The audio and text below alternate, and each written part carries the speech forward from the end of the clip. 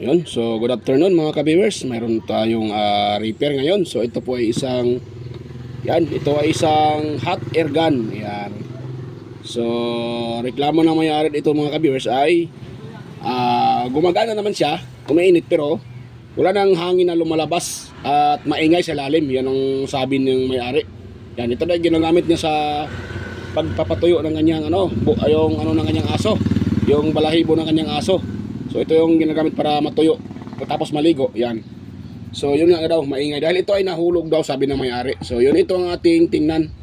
At samahan nyo ako sa pagre-repair nito mga ka-bears. Yan, try natin itong i-testing.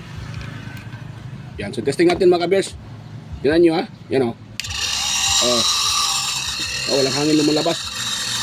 Yan, umiinit yung umiinit naman siya pero walang hangin na lumalabas. At maingay. Kita nyo, maingay. Yan o. Maingay siya. So tingin ko baka na tanggal or mayroong na putol dyan sa kanyang fan ata dahil maingay. So tingnan na lang natin kung anong problema dito. Pero bago pa tayo mag-start, intro muna tayo mga ka-viewers.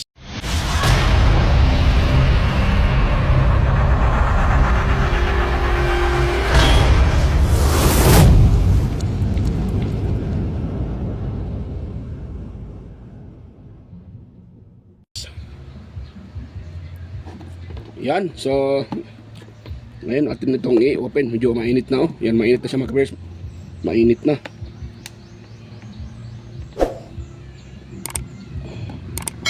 Yun, mainit siya.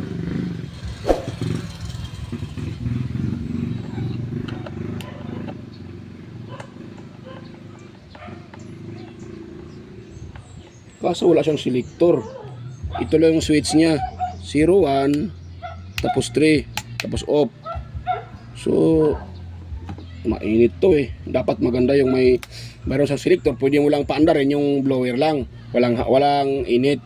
Hindi totoo yan. Bola lang yan.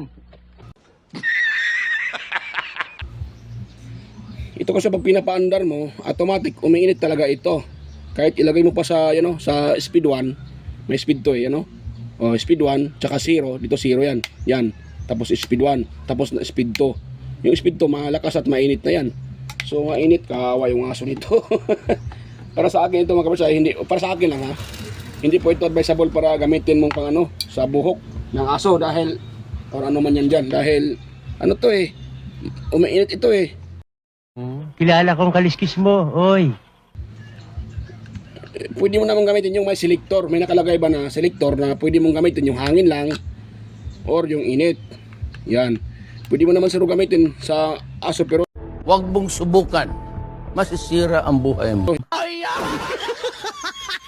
hindi mo pwedeng tagalan. Masakit ang init dito dahil umiinit Ito kasi ganito ginagamit sa mga water refilling station. Yan yung nagbebenta ng mga tubig, mineral. At ginagamit nila ito pang silya ng yung galon. Yan. Para yung lagay doon na plastic para humigpit doon sa pinakaano ng galon. Yun gamit nito. Pag sabihin natin na gamitin natin sa aso man yan, pusa man yan. Nako, sa tingin ko parang hindi kawawa ang nito. Aso po gamitin sa aso. Ginagamit kasi daw ito sa aso, sabi ni sir, yung customer ko dito. Parang hindi ako nito Dahil ang init nito ay hindi mo makokontrol. Habang inuon mo, sasabay din yung init at saka hangin. Siguro, layuan mo lang siguro. Pwede naman siguro, pero mas maganda yung may selector Yung gusto mo hangin lang. Yan, pwede yun.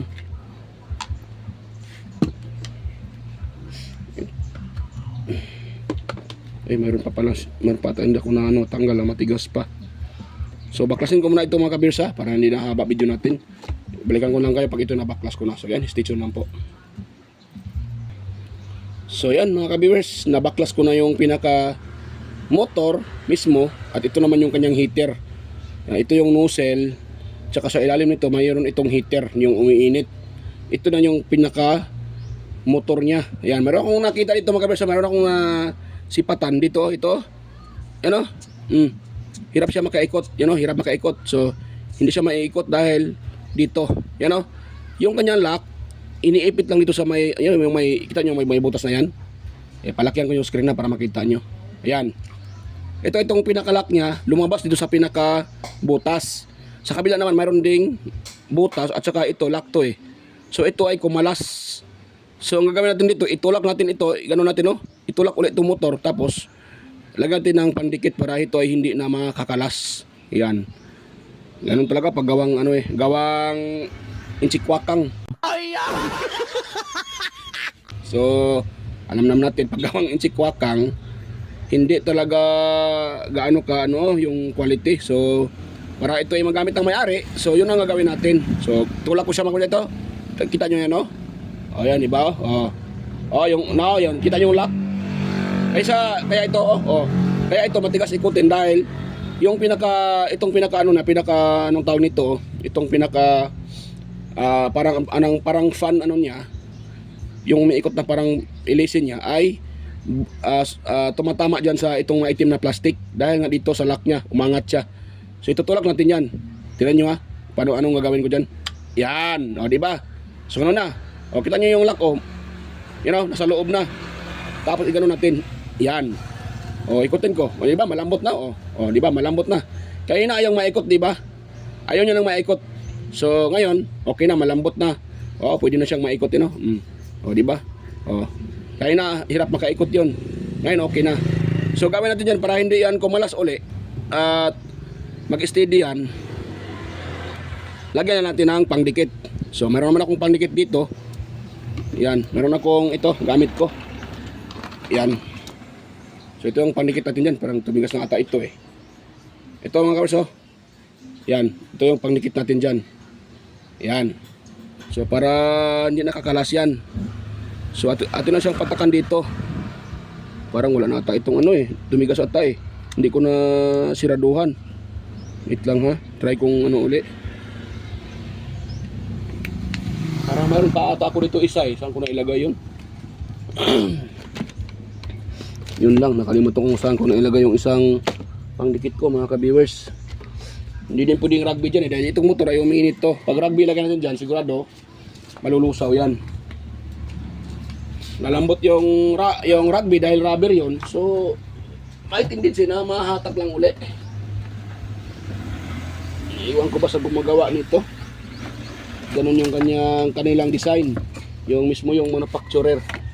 Hindi naman natin inano yung manufacturer nito, pero siyempre sana naman ay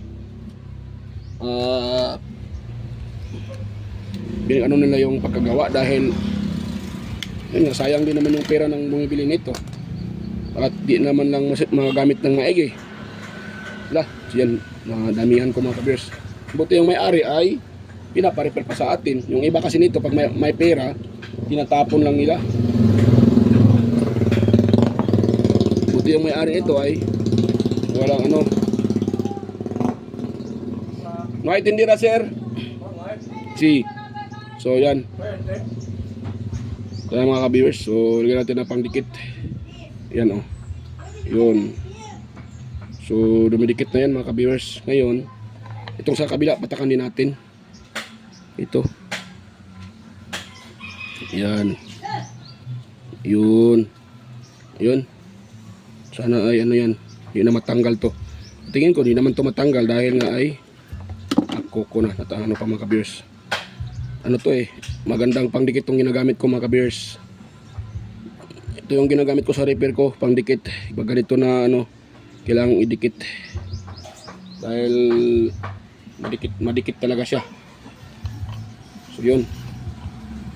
Atin lang pa, ko lang ito. Tawag dyan. Patigasin lang para diinan ko lang siya konti para didikit talaga siya. Yan. So malambot na siya di ba? Malambot na. Kaya na nung inikot ko, hirap siyang makaikot dahil dito itong pinakaano niya ay tumatama dito sa kay plastic na to. Yan. Itong kanyang tawag nito, nakalimutan ko tawag nito yung pinaka blower niya. Yan. Blower blade. So tumatama siya dito, kaya ayun. So ayan, yan oh. Yan, so yan, dagdagan pa natin mga ka-viewers.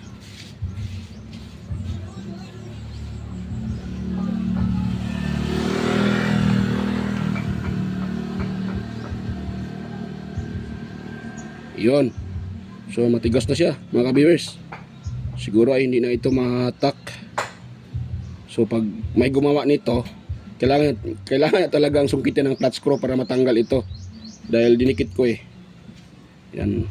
So ang purpose dyan para hindi na ito gagalaw pag ginagamit ng may-ari. Kahit mahulog naman, mahulog man siya. So hindi siya basta-bastang gagalaw. Yan. So ngayon, sa uli ko na ito mga ka-viewers. Bago ko i-testing. So ito naman yung pinaka niya, control board dito. Yung pinaka board niya, mayroong switch at saka malaking ito, diode na to. Yan. Itong diode na yan, malaki at meron ding apat dito, maliit. Yan. Yan. So ang purpose nito mga ka-viewers, itong apat na to. Ito, wait lang ha. Ito, ang purpose nitong apat na diode na yan para sa motor. Ito. Dahil itong motor na to ay DC. So, pag walang diode, masisira ito. Dahil nga ito ay DC. So, dahil may diode, yung apat na yan, diode na yan, yung pinaka bridge type rectifier diode. So, yung kanyang yung AC naging DC. So, kaya na siyang dalhin nitong motor na to dahil nga DC na. Yan, dahil pagkalam ko itong motor na to eh. Hanggang ata to kaya nito, 24 volts. Ito, 12 ata hanggang 24 volts ang kaya nito. So, dahil DC na, so mag-a-adjust kung magkano yung nitong motor, magkano yung kanyang need. Nag-adjust din tong Yun, ito lang kasi yung circuit niya, wala nang iba. Yan oh. Wala naman tayo nakita dito na iba pang ito. So dito, heater na yan eh. Yan oh, heater na yan oh. Oh. Iba naman yung circuit diyan para naman dito sa heater. Yan. Yan oh. Heater lang yan dyan sa ilalim mga ka-viewers at saka mayroon diyang thermostat. Or parang thermal fuse din siya. So ganun yun siya mga ka-viewers. So i-assemble ko muna ito at itisingan ko na lang pag matapos ko ng mga symbol. So hindi ko na ipakita pa kasi madali lang naman ito i-assemble. Ilagay nyo lang dito oh. Ganun lang naman ang pag-assemble nito. Lagay dito. Ganyan. Ganyan lang. Tapos itong takip. Ito naman, lagay lang dito sa pwesto mga kabisyo. Lagay nyo dito sa pwesto niya. Yan. So yan, balikan ko lang kayo mga kabisyo pag ito ay na-assemble ko na. So yan, okay na mga kabisyo. Tapos ko na ang mga symbol. At testing na lang natin. Yan, kung kanina maingay at walang hangin na lumalabas, ngayon okay na. Mayroon na siguro to dahil na fix na natin yung kanyang problema na natanggal yung lock doon sa motor. Kaya yung pinaka propeller niya tumatama doon sa pinaka housing niya, kaya maingay at hindi siya makaikot. Yan. Ngayon, testing natin siya mga ka-viewers. Ayun. So testing natin. 1. Ay, number 2 na ata eh. Yan o. Tapos number 2. Yan o. Yan o. Oh. Oh, yan. Mainit na siya. So yan, okay na siya mga ka-viewers. At ito ay na. So tingnan natin na. I-testing ko naman. Kita nyo naman yun na gumana. So testing ko lang siya uli. Na-stop yun dahil may bumibili. So ito, testing ko uli. Yan o. Yan, mainit na siya. At hindi na maingay. Yan o. Diba? Okay, mainit siya eh. Yan. So okay na. So ewan ko lang sa may-ari nito. Ito na ginagamit sa kanyang aso. Pang patuyo ng buhok. Patay yung aso nito. Pati balat patuyo. Ano to eh. Ginagamit ito sa water refilling station. So iwan ko na lang. Sa kanya naman yung diskarte eh. Ano, okay na siya oh. So ayan, hanggang dito lang po yung ating video. At kung mayroon kayong nakuhang ideya, kung sa tingin nyo ay mayroon kayong nakuhang ideya, so sana huwag nyo kalimutang mag-subscribe at pindutin yung notification bell dyan sa taas at ilagay sa all para ma-notify ko pag mayroon tayong bagong mga upload. At higit sa lahat, huwag nyo kalimutang mag-share sa ating video mga kabisa. Yan. So yan, mega loud shoutout sa inyong lahat. So salamat sa mga bagong subscribers, all subscribers at saka sumusuporta dyan sa aking channel. So bye bye po at tayo magkikita-kita muli sa aking next na mga upload. So yan, bye bye mga ka-viewers.